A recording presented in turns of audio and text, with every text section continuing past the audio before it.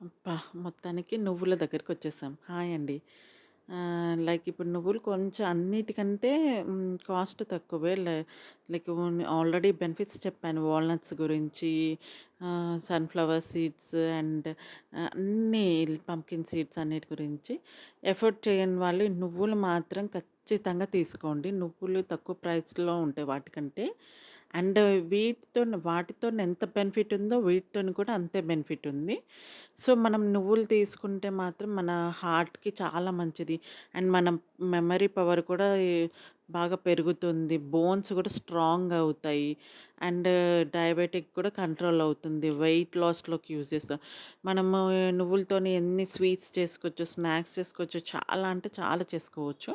And నేను చెప్పినట్టు అన్ని ప్రాసెస్ వన్ బై వన్ చేసి చూపిస్తాను. Please subscribe to my channel. Thank you.